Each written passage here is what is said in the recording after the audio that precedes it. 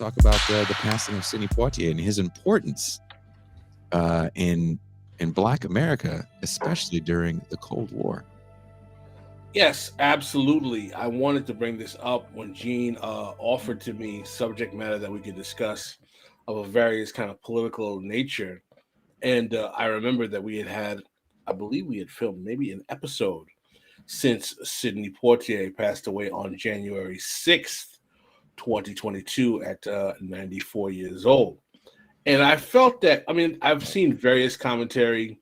A lot of the liberal media chattering class has kind of, engaged in the Mr. Black exceptional discourse. And, I've seen some of the commentary from some folk on the left as well. But for me, uh, it was very important to discuss Sidney Poitier because for my generation, I would say Generation X, folk who were born in the late '60s, early '70s, Sidney Poitier's imagery and his media personality and the shadow of it loomed very largely in our consciousness because we kind of grew up watching, at least perhaps not necessarily in film, in the actual cinema because we were too young, but perhaps on television, his overall variety of roles, from Guess Who's Coming to Dinner to everything else, to the Defiant Ones, et cetera, so on and so forth.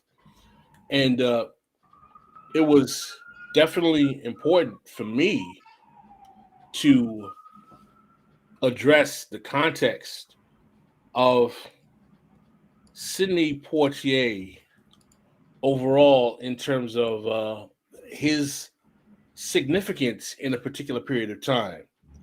And what's most important for me in terms of Sidney Poitier is that people often don't realize that this is a man who not only was shaped by the civil rights era as an actor in terms of the kind of films that he was playing in, but also he was very much mentored by many of the Black actors that came out of the 1930s and 40s era of the communist era and Popular Front, particularly Paul Robeson, Canada Lee, and all of them.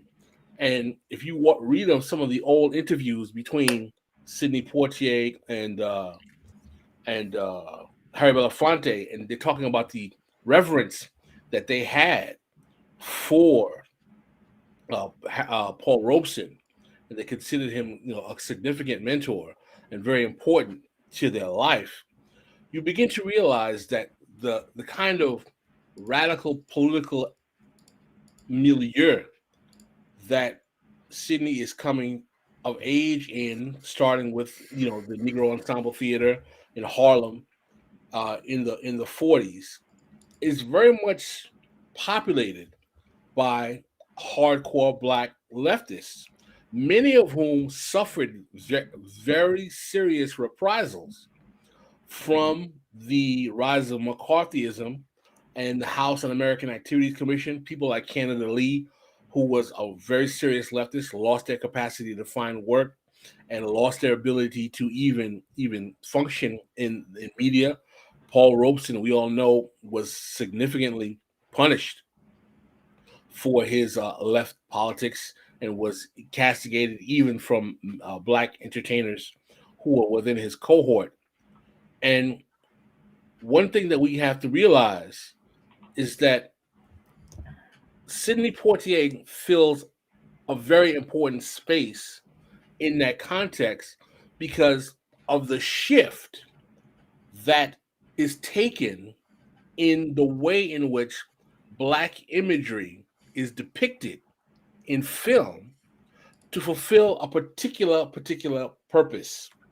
And it's not often time that we actually understand the way in which the culture industry, which is Hollywood, uses media to shape political consensus. This is a quote from a book some of you may or may not have read. I know we talk about Adolf Reed a lot, but he actually has a very good black pop culture analysis in his book Stirrings in the Junk. This is a quote where he says, even popular cinema sought to thematize Black life in line with civil rights consciousness in films such as The Defiant Ones, 1958, All the Young Men, 1960, Raisin in the Sun, 1961, Band of Angels, 1957, and the instructively titled Nothing But a Man, 1964. Those and other films were marked by an effort to portray Blacks with a measure of human depth and complexity previously absent from Hollywood productions. By 1957, even the great taboo of miscegenation could be portrayed on the screen in The Island in the Sun. And a decade later, the cultural campaign had been so successful that this theme could be explored in the parlor rather than in the back streets and resolved with a happy ending in Guess Who's Coming to Dinner. It is interesting that Dorothy Dandridge became the first Black in a leading role to be nominated for an Academy Award for her role in Carmen in 1954, the year of the Brown decision. And that the most productive periods of civil rights activism and Sidney Poitier's film career coincided. Poitier's lead performance in The Maudlin Lilies of the Field won an Oscar for him in 1963 on the eve of the passage of the Public Accommodations Act, thus endorsed by the culture industry, which affronted white supremacy in the late 50s by producing a Perry Como show in which comedian Molly Goldberg kissed Black ball player Ernie Banks. The civil rights movement was virtually assured. So what's really important in that quote and what it's demonstrating, right, is that the culture industry was a very significant and important tool in the ruling class agenda of normalizing integration and the functionality and normalizing and presenting a redemptive image of Blacks, particularly using people like Dorothy Dandridge, Sidney Poitier, Harry Belafonte. Not so much because it was vested in humanizing Black people or the Black image, but because it was a function of the ruling class prerogatives of American politics at that time. And we have already talked about how much of that politics was tied to the Cold War reality of America needing to improve its international image in the face of expanding Soviet communism's popularity in the newly independent global South nation. And one of the things that I felt has not been discussed enough was how Sidney Poitier particularly was crucial in his kind of redemptive, vindicative narrative of Black masculinity in fulfilling that end.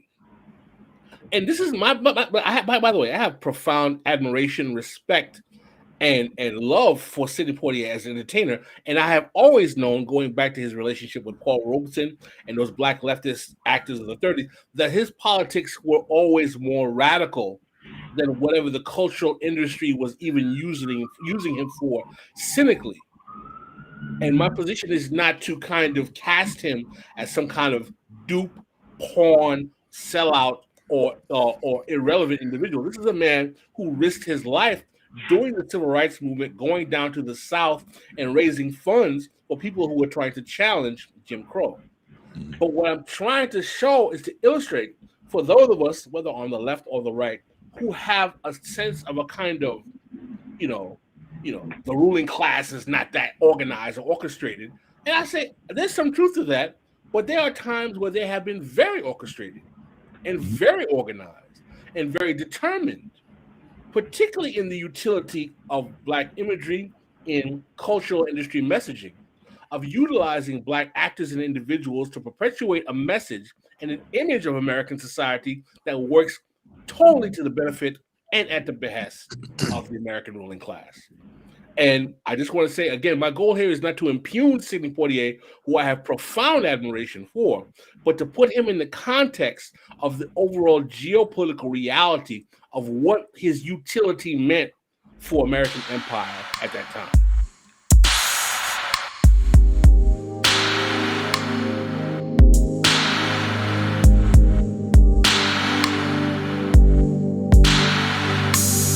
Thank you for watching. Please don't forget to hit like and subscribe on your way out. You can catch the live stream of This Is Revolution every Tuesday through Thursday at 6 p.m. Pacific Time and Saturday, 9 a.m. Pacific Time. This is Revolution.